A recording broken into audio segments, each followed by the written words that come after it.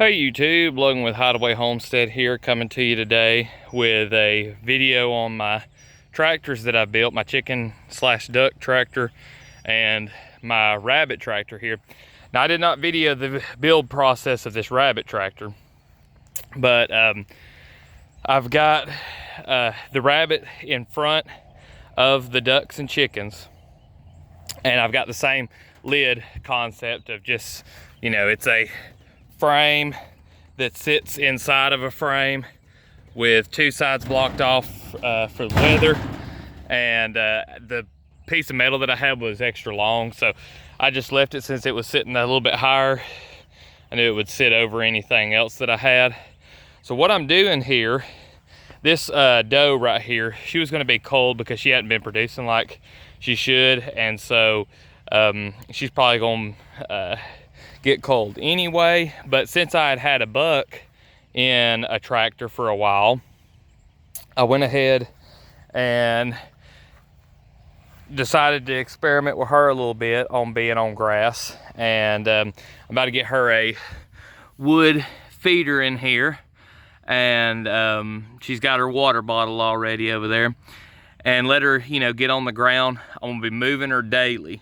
So this evening I'll move this tractor up to here so we should have all fresh grass, and you know, just gonna see how things goes. I'm gonna do just a little bit of feed just to make sure she's getting enough mineral, and just see how she does. I bred her to my buck, and I'm probably gonna move the buck over here too and let him go on the other side of the chicken tractor or something. But here's what I've got going with these two.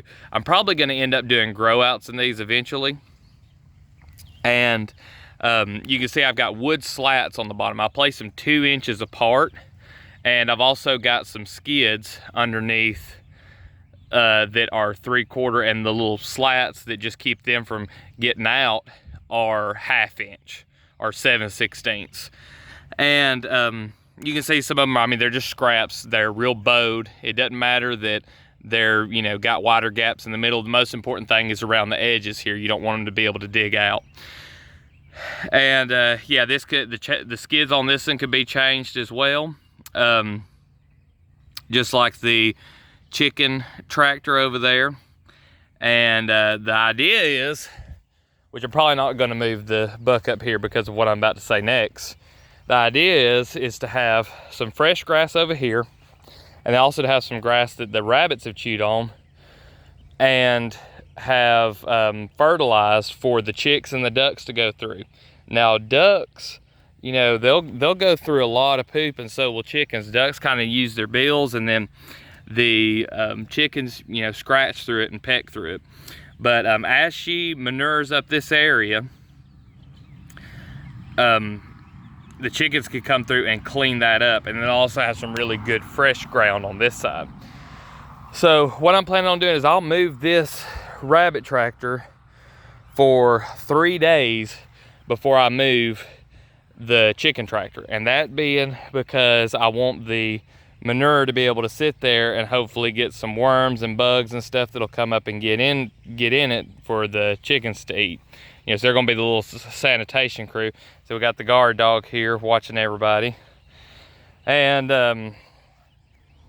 I wouldn't normally leave an area with chickens or ducks on it this small for 3 days, but considering that they're all really small right now, it'll be all right just to let the rabbit tractor get a head start, and then to move these little guys in behind. But as you can see, they're doing well. They're eating, so I can get them focused, there we go. Eating tons, and eating tons of grass, and they're also pooping and fertilizing. So what I'm hoping is I figured that by the time this thing is moved to the end of this area of the property where we get to the fence there, it will be moved 22 times. That'll be 22 days that we have of them being in here. And by the time we get to day 22, all these little fellas will be too big, I think, to be kept in here. Ducks, these Muscovy ducks grow extremely fast. By the time they're getting close to a month old, you know, they're 3 weeks old, they're going to be really big. And this enclosure will probably be too small for them. If it's not, I'll let them stay in for maybe another 22 days if they, you know, if it looks like their growth is going to be all right. But this is a 6x6 little pen. So, you know, you've got 36 square feet. And we have, let's see here, we got 12 chickens and we've got 17 ducks. So we've got 29 in total. So that really only gives everybody just a little over a square foot of brood space, which is perfectly fine, for especially for little bitties like this. They really don't even need this much space, to be honest. But got them plenty of room to roam around. And so we may see, once they get up about a couple of months, they still may be able to do all right. Since we're moving the tractor every day and they're getting fresh ground, they may be all right in, you know, just with 1 square foot per bird. So I know, like when I used to keep aquariums, people would all the time go by that inch per gallon rule on fish, and that rule to me is just so stupid, because if you think about it, I hope I don't get anybody mad, but if you think about it, if you have a you know, 1 inch per gallon, okay, let's say you've got a 10-inch Oscar, which if you don't know what that is, that's about the equivalent of a bass. If you're a bass fisherman, I've kept a bass before in a 10-gallon tank. So say you get a 10-inch bass, and it's in a 10-gallon tank. Technically, that is 1 inch per gallon, but that poor bass can barely turn around in that tank.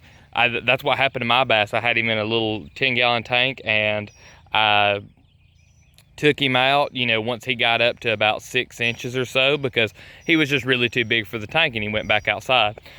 So, but then, you know, you think about some of my other tanks that were 10 gallons, and I had, you know, like 50 2-inch fish in them. And it just all depends on the sanitation. It depends on the size of the fish, the temperament of the fish, etc., etc. All animals are like that as far as their space goes. What you want to make sure is that they're in sanitary conditions, as you know, best they can be, and that they have plenty of access to food and water, and that they've got enough room to where if they're, you know, in a disagreement or getting picked on or whatever it might be, that they've got enough room that they can have some distance from each other. You don't want everybody just piled on top of each other. So that's the rules that I go by, rather than, you know, focusing on the square footage, because there's a lot of times that you can get into the square footage and it's not enough, or it's too much sometimes. So oh, there's a little guy really getting on the grass there, getting all them little seed heads off. Yeah, but that's going to be what I'm keeping track of right now. We're going to just let the rabbit tractor go on out ahead of us here, and then follow it in with the chicken tractor, and hopefully we can turn around and then come back the other way and come up this other side of the lane. We're going to the road right here. I'm sure you heard the vehicle there.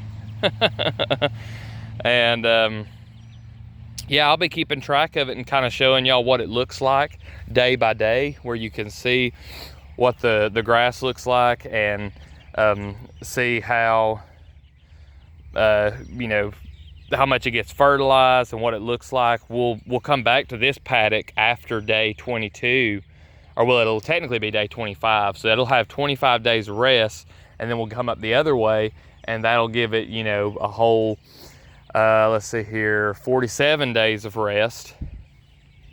And by the time we get back up to this patch, we'll be able to look at, okay, what does this that hasn't been managed look like, and what does it look like the area where the rabbit and the chickens and the ducks have passed over. So I think that'll be really cool to for everybody to get to see what that looks like. I've done it with my rabbit tractors and my chicken tractors, and it's always at least a little lusher and a little greener. The more you do it and the more you manage it properly, the more green growth you'll get. So looking forward to that. Hope you are too. If you've got any questions or comments, drop those down below.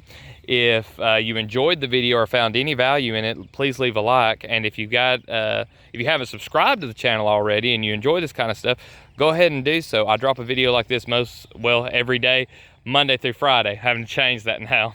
So yeah, every day, Monday through Friday. I appreciate all y'all watching, and we'll see you in the next one.